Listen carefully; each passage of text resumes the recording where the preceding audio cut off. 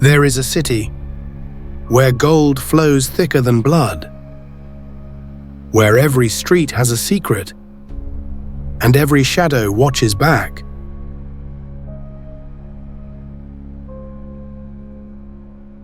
They call it Arkest, the city of gates.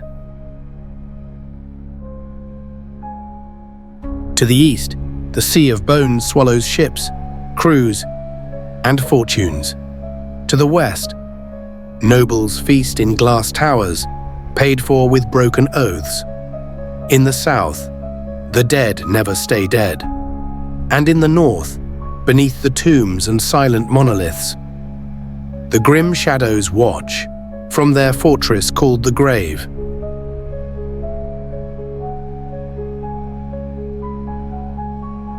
Some say Arkest is built atop a fallen god's corpse.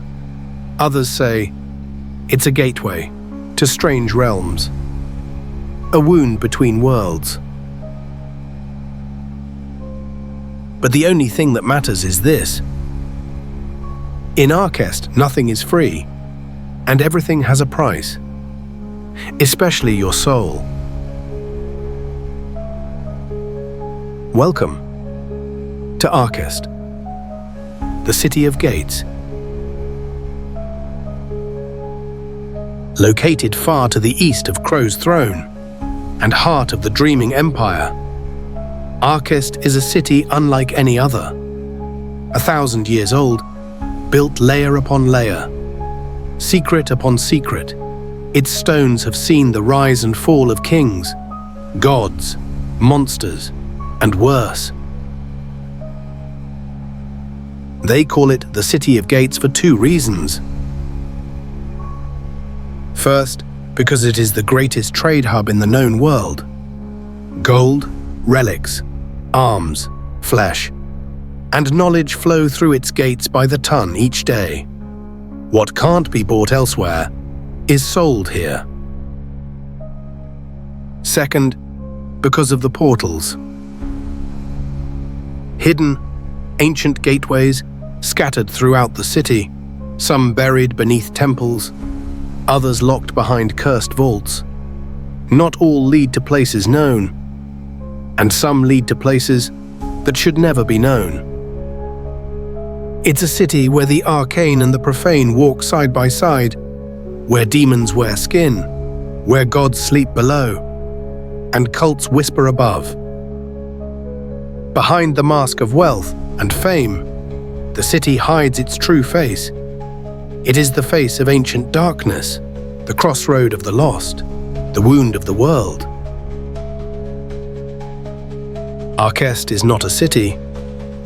It is 5 cities, each with its own rhythm, its own secrets, and its own monsters. The East Quarter, the drowned docks. Ships unload spices, slaves, and stolen relics under the watch of bribe-happy portmasters. The smell of salt and blood is never far. Smugglers thrive here.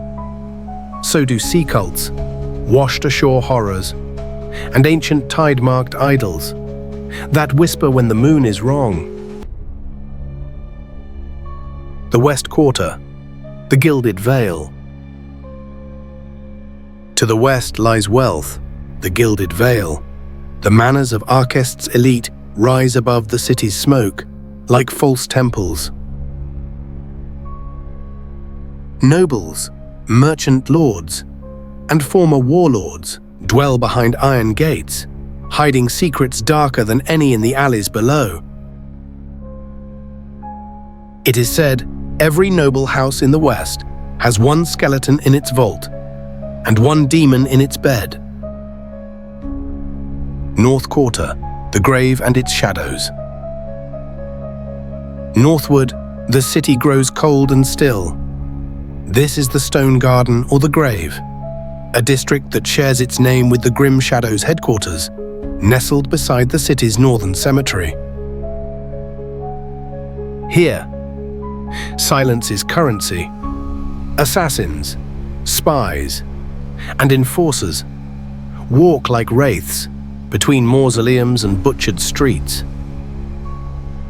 The grim shadows rule this quarter from the grave, and every stone remembers blood. South Quarter. The Grey Wood. The south is Arkest's wound, its madness, called the Grey Wood. This quarter burns with unnatural fever. It is here that cults form, mutate, and die. Strange beasts stalk alleys where the sun never touches the ground. Many paladin orders from the temple district conduct holy purges here.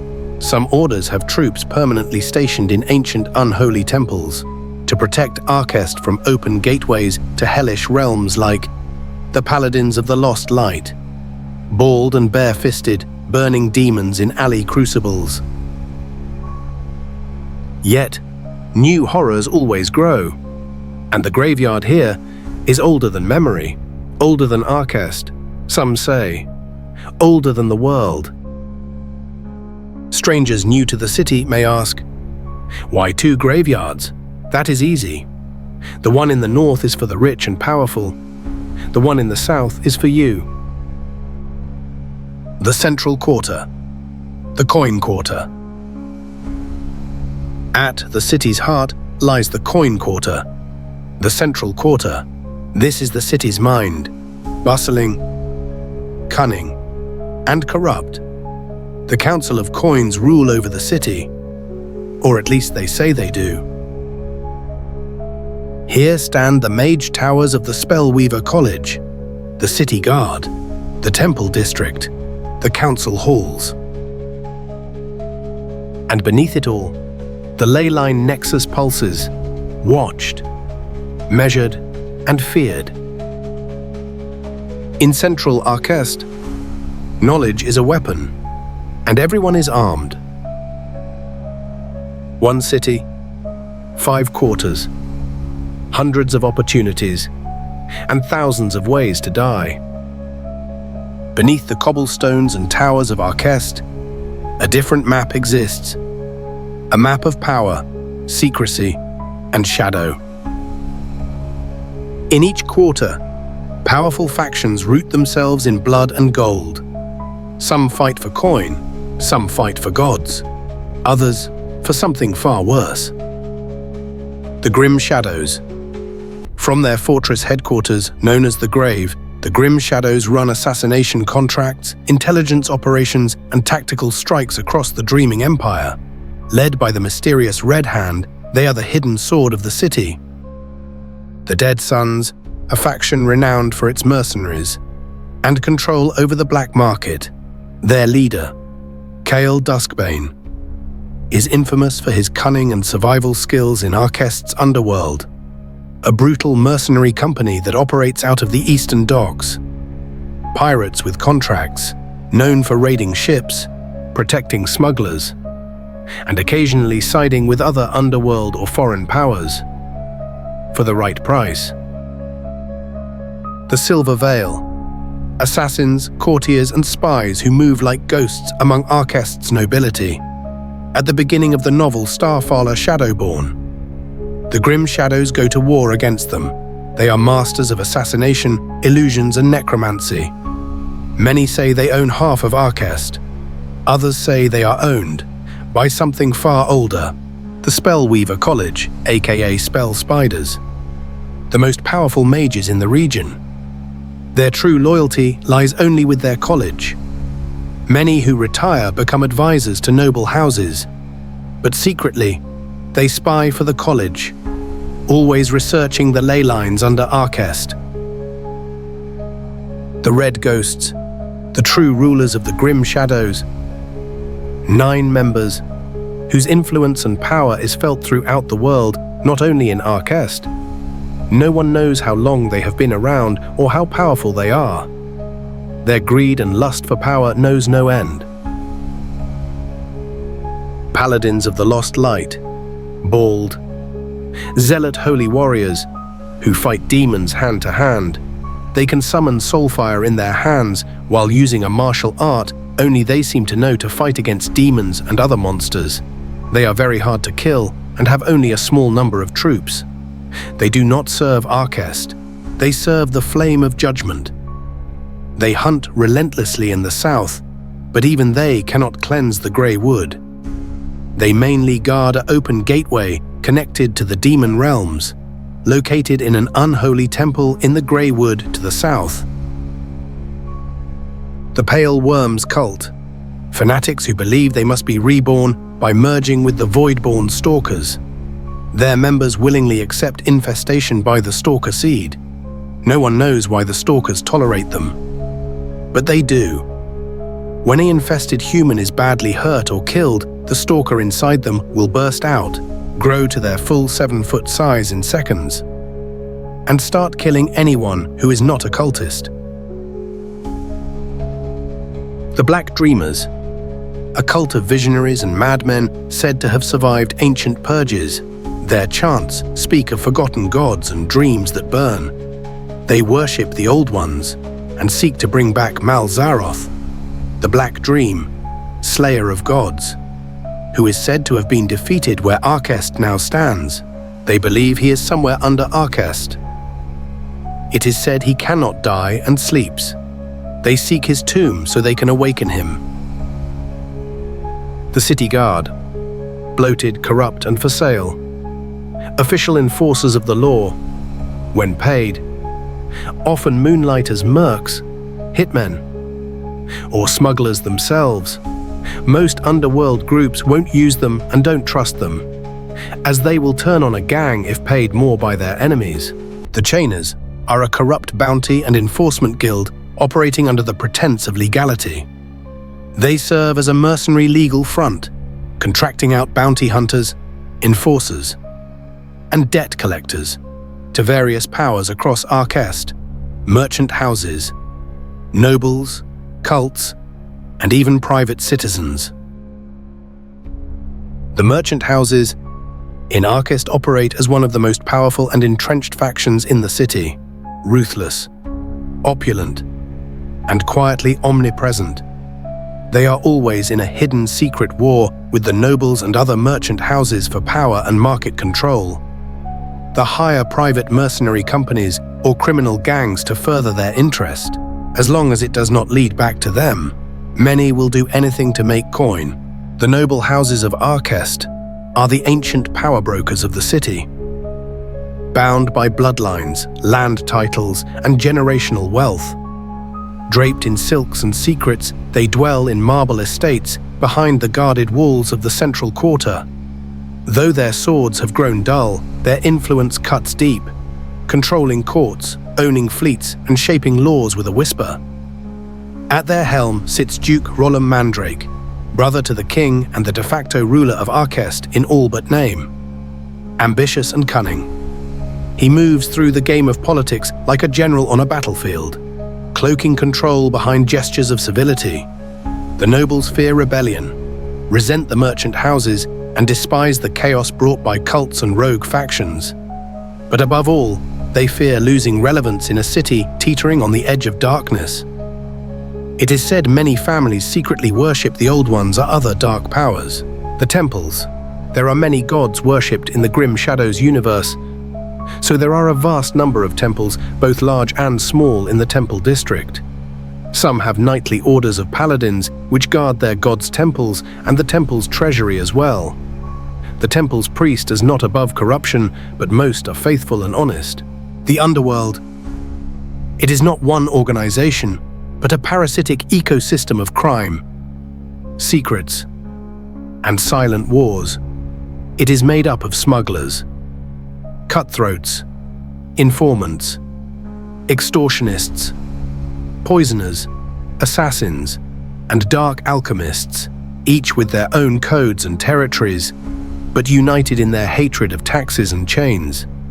Beneath Arkest's glorious towers lies a second city, built in whispers and blood. The private military companies of Arkest are hired steel, professional warbands, mercenary guilds, and former army units that now serve the highest bidder. Though technically legal and registered with the Council of Coins, their loyalty is to coin, not crown. In peacetime, they guard merchant caravans and noble estates. In conflict, they shift the balance of power with cold efficiency. Some serve the merchant houses. Others are in the pocket of corrupt nobles. A few have grown bold enough to act like kings in waiting. PMCs are respected, feared, and deeply mistrusted. Citizens call them swords without souls. And some say they're the reason Arkest hasn't collapsed into civil war, or already has, behind the curtain of paid silence. And yes, the Grim Shadows is one of the more famous ones. The Council of Coins is Arkest's ruling body in all but name, an 11-seat syndicate of the city's most powerful interests. 5 nobles, 3 merchant lords, 1 high priest, 1 master of the Spellweaver College, and 1 empty chair reserved for the Duke. While the Duke holds ultimate authority and can override any vote, he rarely intervenes. Instead, he watches, silently allowing the factions to war among themselves with whispers, coin, and blood. The council determines city laws, taxation, merchant rights, magical permissions, temple funding, and security mandates. Their sessions are formal, held in public only once a month. Though private councils and backroom dealings occur daily, they are seen as powerful, corrupt, and theatrical. To some, they are a symbol of Arkest's complex balance of powers. To others, they are the true reason nothing ever truly changes. Beyond the factions and quarters, there are places in Arkest even the bold tread lightly. The Tavern of Lost Souls, where mercenaries drink, killers barter, and Starfaller himself is said to vanish into the arms of beautiful women and shadows. A sanctuary of sin, a crossroads for secrets. The Archive of Midnight, a place that finds you, more than you find it. Guarded by powerful sentinels, its halls are filled with strange and powerful relics, and forbidden knowledge. Some say entering changes you. Others say they never came back. The Rust Market, Arkest's walking black market. Here, anything can be bought. A name, a memory, a soul. It shifts quarters like a rat in the walls, always one step ahead of the law, and one step behind your worst mistake. And the Crystal Spire, home of the Silver Veil, a shimmering dagger piercing the skyline. None know its full depths, but it's said a rift gem rests at the top of the spire, a gateway to other realms, watched by those who see everything and say nothing. These places do not merely exist in Arkest. They breathe, they hunger, they remember you. This is Arkest, a city of shadows and steel, of merchants and monsters, where ancient powers bleed through cobblestones and blood runs thicker than laws. Here, every faction plays its part. The nobles plot, the guards take bribes, the paladins fight in flame, and the cults whisper in the dark. But this is only the beginning. The deeper truths of Arkest, the legends beneath its streets, the monsters forgotten by time, the war that sleeps behind the city walls, will be revealed in the novel Starfaller Shadowborn. Until then, stay in the light, stay armed, and never ever dream too deep. In the City of Gates, follow the stories of Starfaller and the Grim Shadows as they walk the deadly streets of Arkest and other places in the novel. Starfaller, Shadowborn at Amazon and Barnes & Nobles.